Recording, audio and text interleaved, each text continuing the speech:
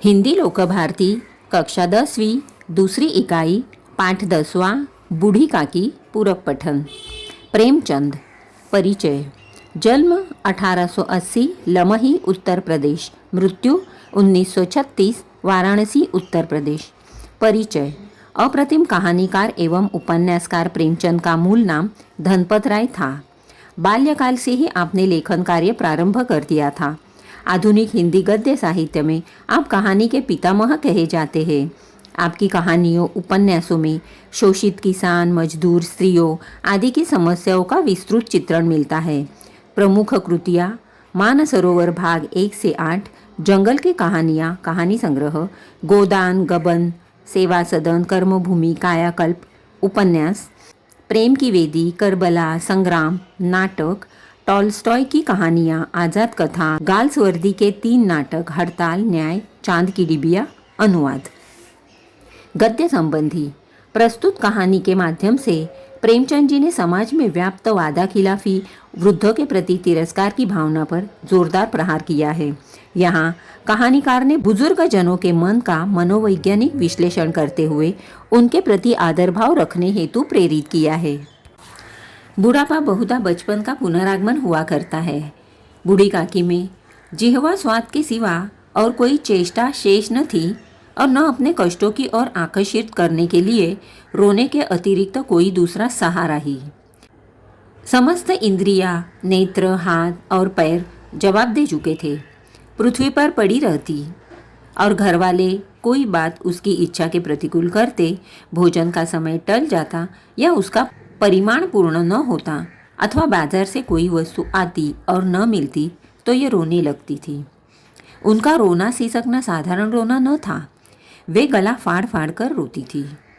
उनके पतिदेव को स्वर्ग सिधारे कालांतर हो चुका था। बेटे तरुण हो होकर चल बसे थे। अब एक भतीजे के सिवाय और कोई न था। उसी भतीजे के नाम उन्होंने अपनी सारी संपत्ति लिख दी। लिखाते समय भतीजे ने खूब लंबे चौड़े वादे किए, किंतु वे सब वादे केवल कुली डिपो के दलालों के दिखाए हुए सब्जुबाग थे।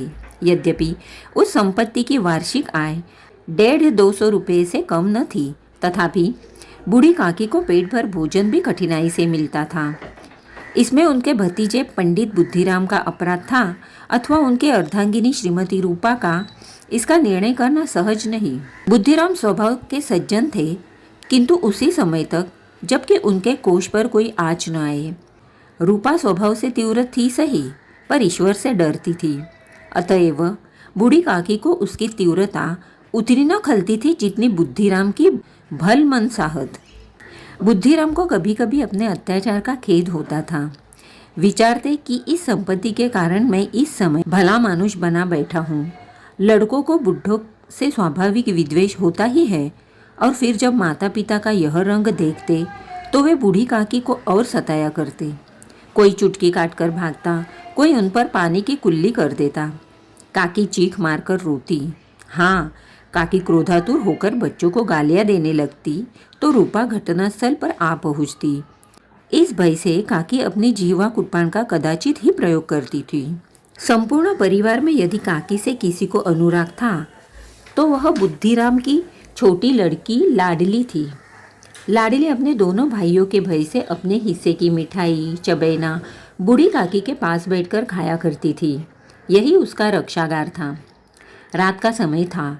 बुद्धिराम के द्वार पर शहनाई बज रही थी और गांव के बच्चों का झुंड विस्मयपूर्ण नेत्रों से गाने का रसास्वादन कर रहा था। चारपाइयों पर मेहमान विश्राम कर रहे थे।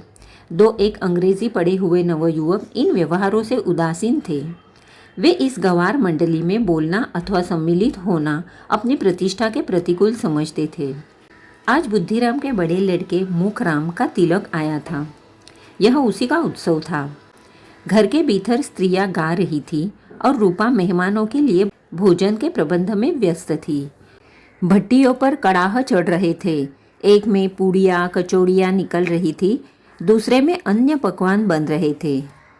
एक बड़े हंडे में मसालेदार तरकारी पक रही थी। घी और मसाले की क्षुधावर्धक सुगंध चारों ओर फैली हुई थी। बूढ़ी काकी अपनी कोठरी में शोकमय विचार की भांति बैठी हुई थी।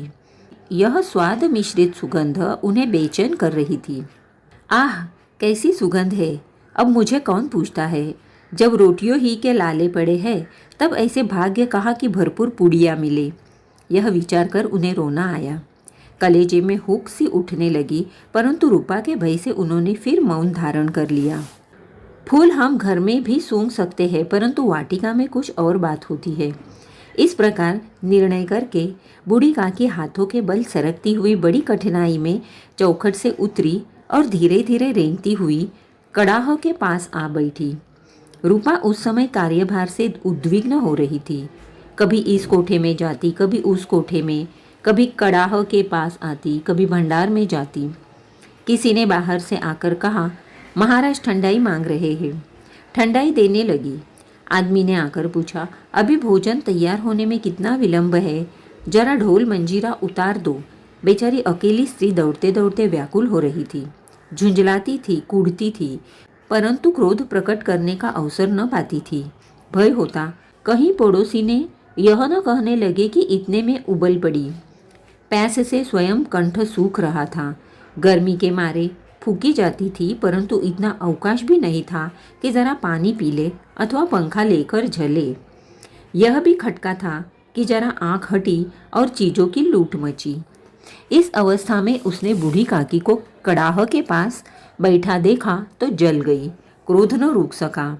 वह बूढ़ी काकी पर झपटी और उन्हें दोनों हाथों से झटक कर बोली, ऐसे पेट में आग लगे, पेट है या भाड़? कोठरी में बैठते हुए क्या दम घुटता था? अभी मेहमानों ने नहीं खाया, भगवान को भोग नहीं लगा, तब तक धैर्य न हो सका, आकर छाती पर सवार हो गई। इतना ठूसती है, न जाने कहाँ भस्म हो जाता है। भला चाहती हो तो जाकर कोठरी में बैठो। जब घर के लोग खाने लगेंगे तब तुम्हें भी मिलेगा।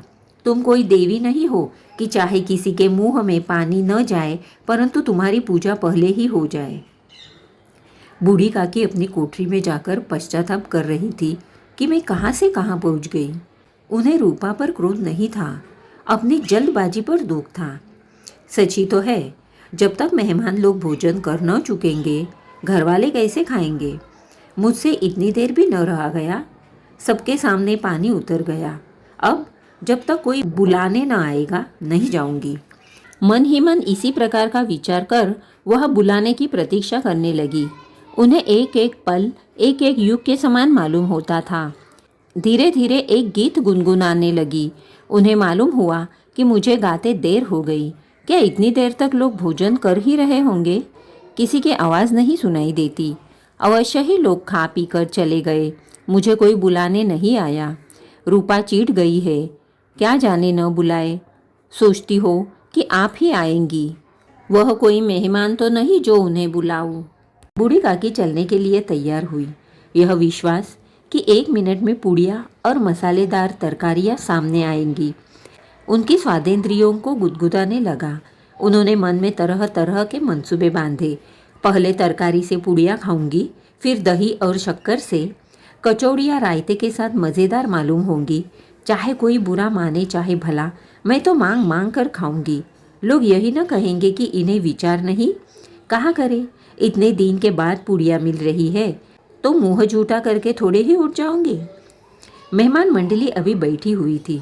कोई खाकर उंगलियां चाटता था, कोई तिरछे नेत्रों से देखता था कि और लोग अभी खा रहे हैं या नहीं। कोई इस चिंता में था कि पत्तल पर पूड़ियाँ छूटी जाती है, किसी तरह इन्हें भीतर रख लेता।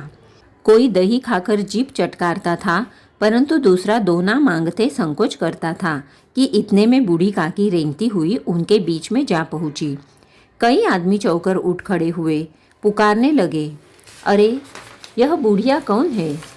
यह कहाँ से आ गई? देखो किसी को छू न दे। पंडित बुद्धिराम काकी को देखते ही क्रोध से तिलमिला गए। पूड़ियों का थाल लिए खड़े थे। थाल को जमीन पर पटक दिया और जिस प्रकार निर्दयी महाजन अपने किसी बेईमान और भगोड़े कर्जदार को देखते ही झपट कर उसका तेंदुआ पकड़ लेता है, उसी तरह लपक उन्हें अंधेरी कोठरी में धम से पटक दिया। आशा रूपी वाटिका लू के एक झोंके में नष्ट विनष्ट हो गई। मेहमानों ने भोजन किया, घरवालों ने भोजन किया, परंतु बूढ़ी काकी को किसी ने न पूछा। बुद्धिराम और रूपा दोनों ही बूढ़ी काकी को उनकी निर्लज्जता के लिए दंड देने का निश्चय कर चुके थे। उनके बुढ़ापे पर, दीनता पर, हतज्ञान पर किसी को करुणा न आई थी। अकेली लाडली उनके लिए कूढ़ रही थी। लाडली को काकी से अत्यंत प्रेम था। बेचारी भोली लड़की थी। बाल विनोद और चंचलता की उसमें गंध तक न थी। दोनों बार जब उसके माता पिता ने काकी को निर्दयता से घसीटा तो लाडली का हृदय ऐंठ कर रह गया। वह झुंझला रही थी कि यह लोग काकी को क्यों बहुत सी पूड़ियाँ नहीं दे देते। उसने अपने हिस्से की पूड़ियाँ बिल्कुल न खाई थी। अपनी गुड़ियों की पिटारी में बंद कर रखी थी। उन पूड़ियों को काकी के पास ले जाना चाहती थी। उसका हृदय अधीर हो रहा था। बूढ़ी काकी मेरी बात सुनते ही उठ बैठेंगी। पूड़ियाँ देखकर कैसी प्रसन्न होगी। मुझे खूब प्यार करेंगी। रात के 11 बज गए थे। रूपा आंगन में पड़ी सो रही थी। लाडली की आंखों में नींद न आती थी। काकी को पूड़ियाँ खिलाने की खुशी उसे सोने न देती थी। उसने पूड़ियों की पिटारी सामने ही रखी थी।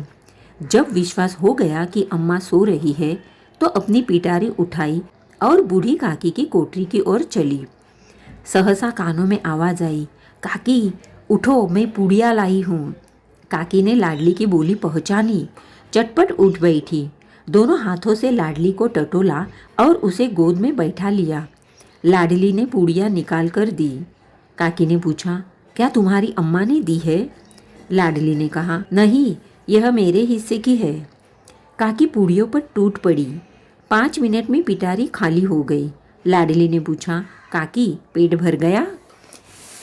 जैसे थोड़ी सी वर्षा ठंडक के स्थान पर और भी गर्मी पैदा कर देती है, उसी भांति इन थोड़ी पूड़ियों ने काकी की क्षुधा और इच्छा को और उत्तेजित कर दिया था।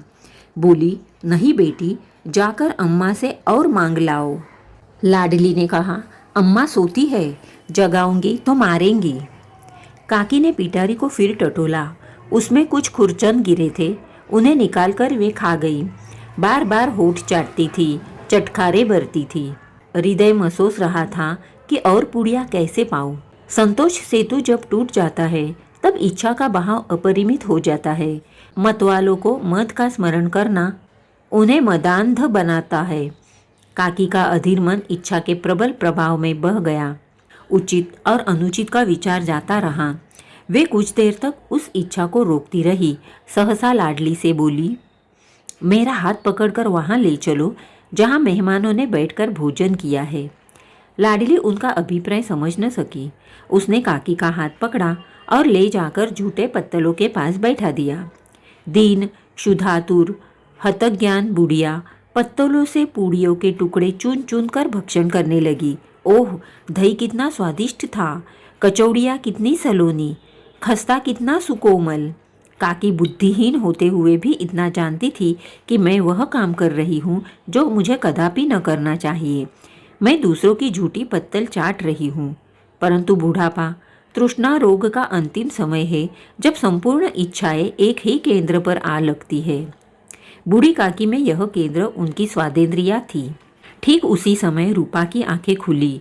उसे मालूम हुआ कि लाडली मेरे पास नहीं है। वह चौकी चारपाई के इधर उधर ताकने लगी कि कहीं नीचे तो नहीं गिर पड़ी।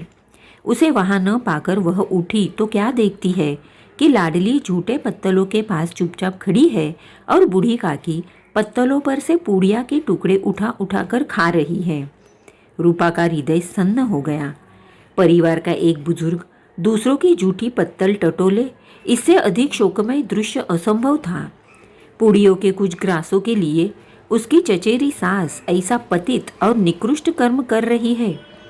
ऐसा प्रतीत होता मानो जमीन रुक गई, आसमान चक्कर खा रहा है, संसार पर कोई आपत्ति आने वाली है।